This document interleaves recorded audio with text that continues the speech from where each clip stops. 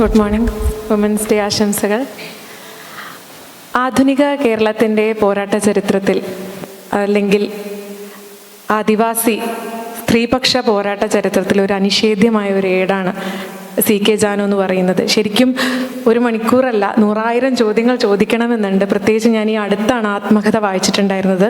പക്ഷേ നമ്മുടെ ഈ തലക്കെട്ടിൽ സെഷൻ്റെ തലക്കെട്ടിൽ ചേർന്ന് നിന്നുകൊണ്ട് ചോദ്യത്തിലേക്ക് കടക്കാൻ തോന്നുന്നു.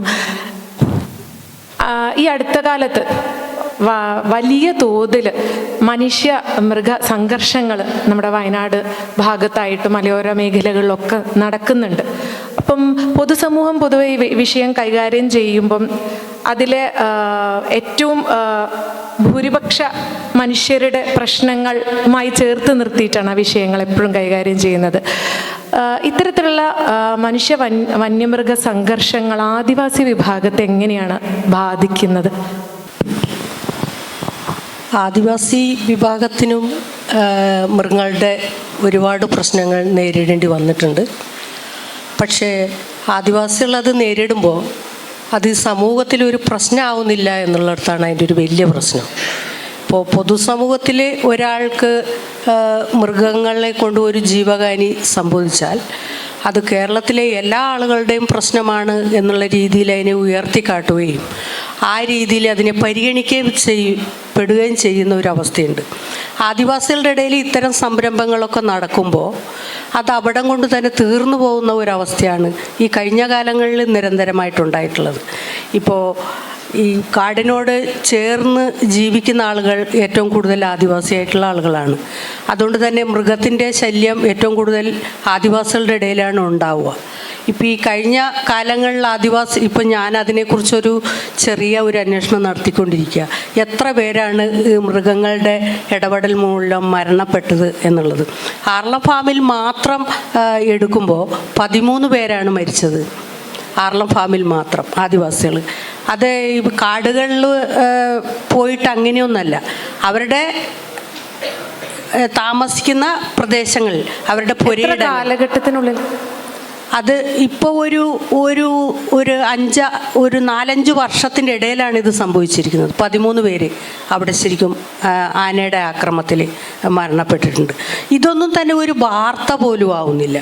വാർത്തയാവുന്നില്ല മാത്രമല്ല, ഈ കഴിഞ്ഞിടയ്ക്ക് ഒരു 2-3 മാസം മുമ്പ് ജനാർദ്ദൻ എന്ന് പറയുന്ന ഒരു ആദിവാസി റോട്ടിൽ കൂടെ നടന്നു പോകുമ്പോഴാണ് ആന അയാളെ തുമ്പിക്കൈ കൊണ്ട് വട്ടമിട്ട് പിടിച്ച് നിലത്തടിച്ച് കൊല്ലുന്നത്. അയാളുടെ ഭാര്യ നേരത്തെ മരിച്ചു പോയതായിരുന്നു, അസുഖം വന്നിട്ട്.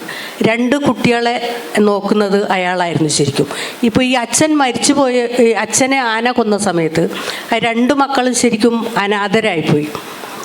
അവർക്ക് ബന്ധുക്കൾ അങ്ങനെയുള്ള ആളുകളൊക്കെ ഉണ്ട്. പക്ഷേ എല്ലാവരും ഈ കൂലിവേല എടുത്ത് ഉപജീവനം കഴിയുന്നതുകൊണ്ട് അവരുടെ കുടുംബത്തെ നോക്കി ഇവരെയും കൂടെ നോക്കാൻ പറ്റാത്തൊരു സ്ഥിതിയുണ്ട്.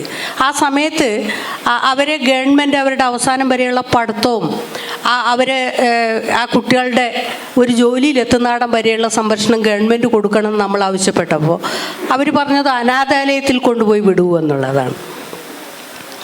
ആദിവാസികളുടെ ഈ 2 കുട്ടികളെ എന്നിട്ട് അവരിപ്പോൾ ബന്ധുവീട്ടിലൊക്കെയാണ് ശരിക്കും നിൽക്കുന്നത്. എന്നിട്ട് അത് ബന്ധുവീട്ടിൽ നിൽക്കുമ്പോൾ ഇവർക്ക് വേണ്ട ഫെസിലിറ്റി, ഒരു കുട്ടി 10ാം ക്ലാസ്സിൽ പഠിക്കുന്നതാണ്, ഒരു കുട്ടി +1 പഠിക്കുന്നതാണ്. അപ്പോൾ അത് ചെയ്തു കൊടുക്കാൻ അവർക്ക് പറ്റാത്തതുകൊണ്ട് അവിടുത്തെ TOനൊക്കെ വിവരം അറിയിച്ച് കാര്യങ്ങൾ ചെയ്തപ്പോൾ അവർ ഹോം സ്റ്റേ പോലുള്ള ഒരു സംഭവത്തിൽ എവിടെയെങ്കിലും നിർത്താൻ പറ്റുമോ എന്നൊക്കെ അങ്ങനെയൊക്കെയാണ് ആലോചിക്കുന്നത്. ഇതിനൊരു തീരുമാനമാവോ ഒരു വാർത്തയാവോ ഒന്നും ചെയ്യുന്ന ഒരു അവസ്ഥയില്ല. അതുകൊണ്ട് ഈ വിവേചനപരമായിട്ട് മൃഗത്തിൻ്റെ വേട്ടയെ 2 തരത്തിൽ കാണുന്ന ഈ വ്യവസ്ഥിതി തന്നെ ഈ ഒരു സാമൂഹിക വ്യവസ്ഥിതിയുടെ ഭാഗമാണത്. അപ്പോൾ ഇതിനെ തന്നെയാണ് ശരിക്കും ഇല്ലായ്മ ചെയ്യേണ്ടത്. മനുഷ്യർ എല്ലാവർക്കും ഒരേപോലെ ജീവനുള്ളതാണ്. അതിൽ ആദിവാസിയെന്നോ ദളിതനെന്നോ ഹിന്ദുവെന്നോ മുസ്ലിമെന്നോ ക്രിസ്ത്യനോ എന്നുള്ള വ്യത്യാസമൊന്നുമില്ല.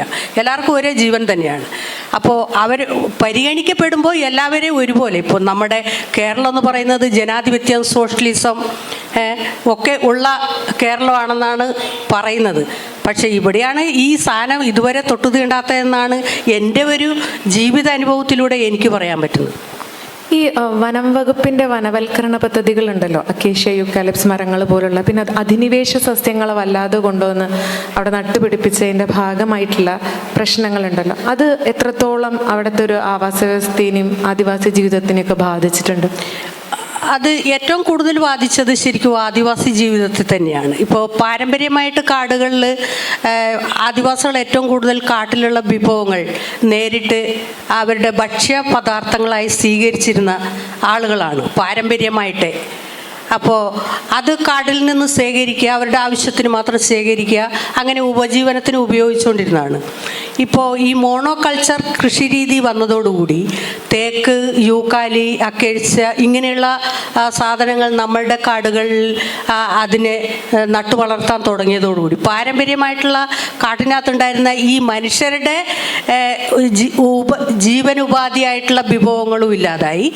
മൃഗങ്ങൾക്ക് അവർക്ക് ആവശ്യമായിട്ട് കിട്ടുന്ന ഭക്ഷ്യവിഭവങ്ങളും ഇല്ലാതായി. ഇത് രണ്ടും ഇല്ലാതായി. ഈ രണ്ടും ഇല്ലാതായപ്പോൾ മനുഷ്യർ ഒരു വശത്ത് പട്ടിണിയായിട്ട് അത്തരം രീതിയിൽ മരണപ്പെടുന്ന സാഹചര്യം മനുഷ്യർക്കുണ്ടാവുന്നു. മൃഗങ്ങൾക്ക് വിശപ്പടക്കാൻ വേണ്ടി നാട്ടിലേക്ക് ഇറങ്ങി വരുന്ന അവസ്ഥയുണ്ടാവുന്നു. അപ്പോൾ നാട്ടിലുള്ള കൃഷികൾ മൊത്തം മൃഗങ്ങൾ അവരുടെ വിശപ്പടക്കാൻ വേണ്ടി ഭക്ഷ്യവിഭവങ്ങളായിട്ട് സ്വീകരിക്കും. അത് സ്വീകരിക്കുമ്പോൾ അവിടെ കൃഷി ചെയ്ത മുഴുവൻ ആളുകളുടെ കൃഷി നഷ്ടമാവുന്നു, അയാളുടെ ഉപജീവനം ഇല്ലാതാവുന്നു.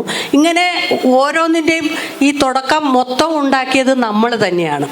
നമ്മളുടെ ജീവിതത്തിൻ്റെ ഇന്നത്തെ നാശം നമ്മൾ തന്നെയാണ് ഉണ്ടാക്കിയത്.